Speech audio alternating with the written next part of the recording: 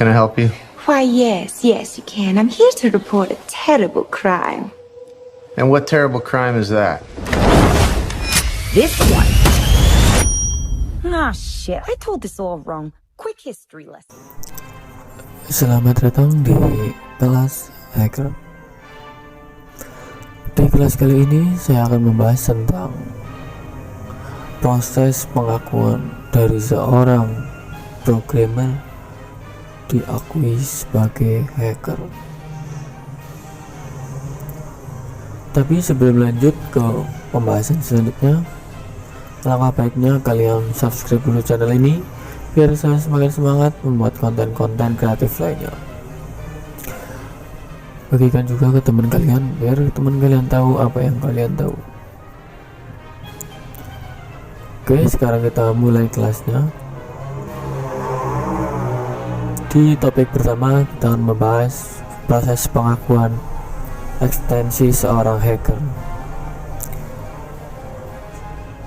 Ternyata di dalam dunia hacker terjadi sebuah sastra atau tingkatan level yang diberikan oleh komunitas hacker kepada seorang karena kepiawaiannya, bukan karena umur atau senioritas.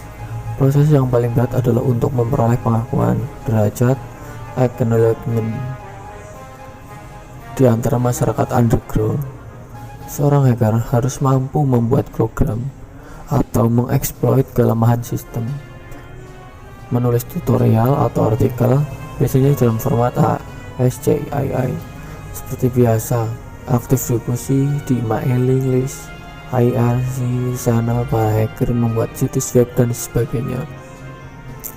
Entah kenapa warna underground situs para hacker seringkali berwarna hitam gelap, mungkin untuk memberikan kesan misterius. Proses memperoleh acknowledgement atau pengakuan akan memakan waktu lama, berbulan-bulan bahkan bertahun-tahun, tergantung kepiawaian hacker tersebut. Proses memperoleh pengakuan antara sesama hacker tidak lepas dari etika dan aturan main dunia underground. Etika yang akhirnya akan membedakan antara hacker dan cracker maupun hacker kelas rendah seperti lemmer script kidding.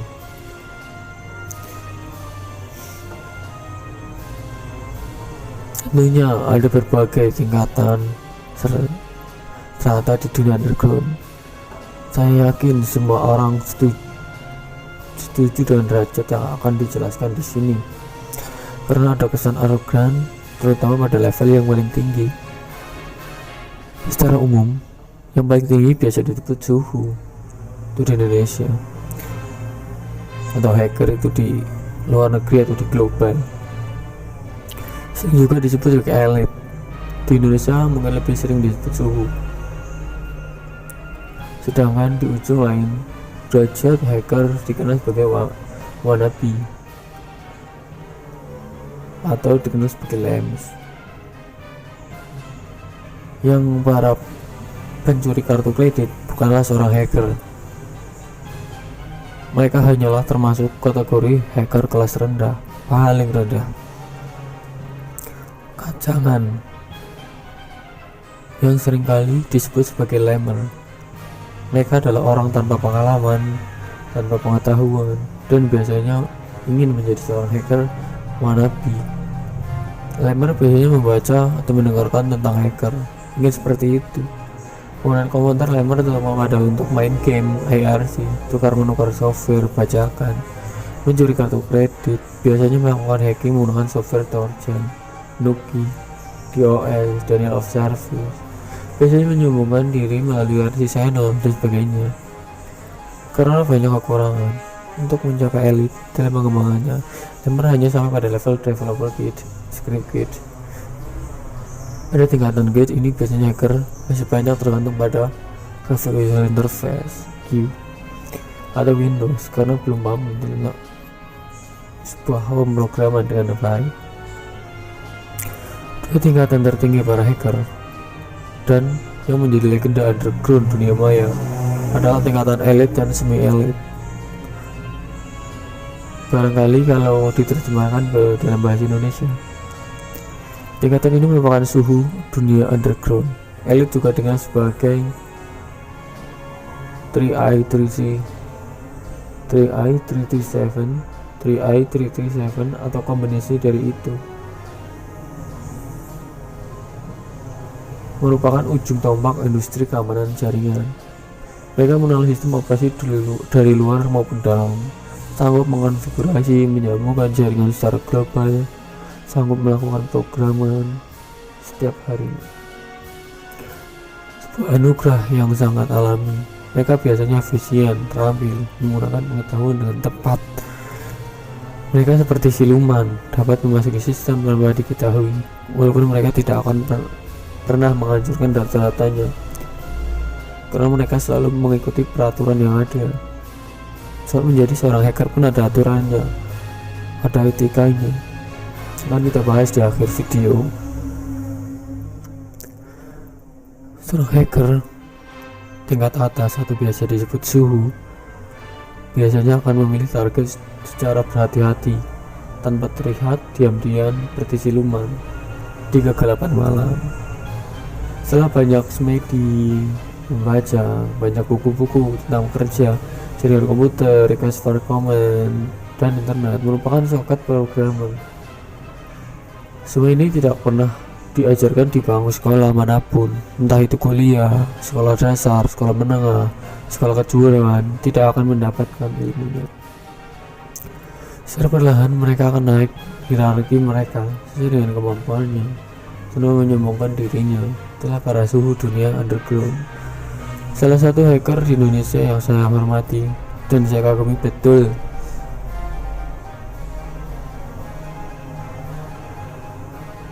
murid di Teknologi Institut Teknologi Bandung. Ini adalah Mas Musda. Pengalaman menjadi seorang penting di research and development Telkomsel.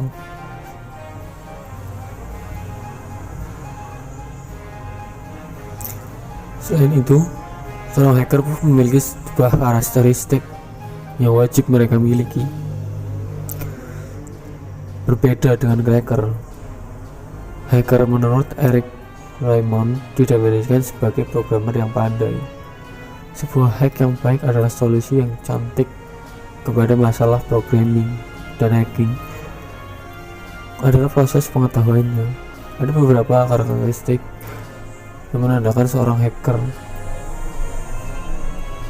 Yang pertama, dia suka belajar detail dari bahasa pemrograman atau sistem. Dia melakukan program tidak cuma berteori saja. Dia bisa menghargai, menikmati hasil hacking orang lain. Dia dapat secara cepat belajar pemrograman, dan dia ahli dalam bahasa pemrograman tertentu atau sistem tertentu seperti unique hacker.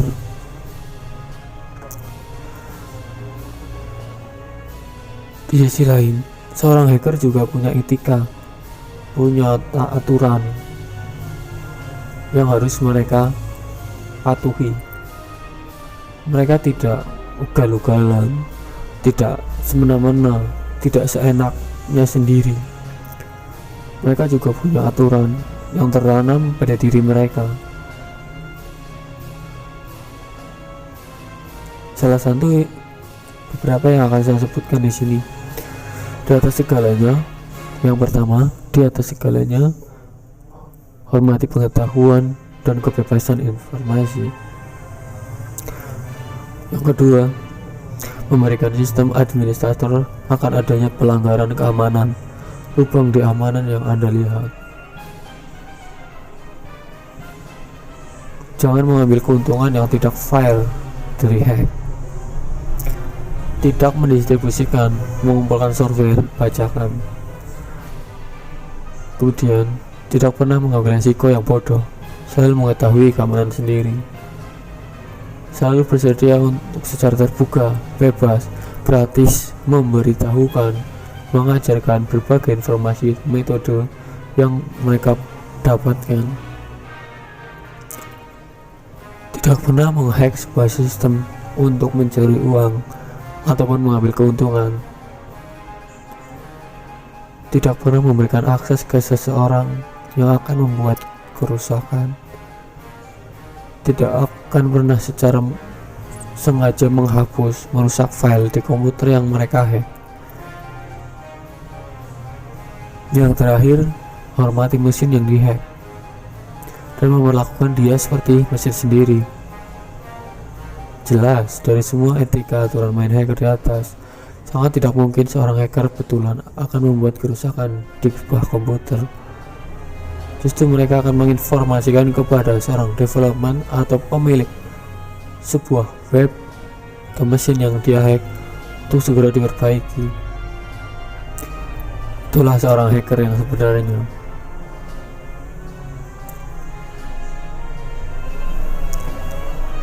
Mungkin di kelas hari ini hanya itu saja materinya. Mungkin untuk di kelas berikutnya kita akan sedikit praktek. Saya belum tahu nantinya akan praktek apa, tapi ditunggu saja. Pastikan kamu subscribe channel ini biar kamu yang pertama kali tahu kalau saya mengupload kelas berikutnya. Terima kasih, sampai jumpa di kelas berikutnya. Semoga sukses dan jaya selalu.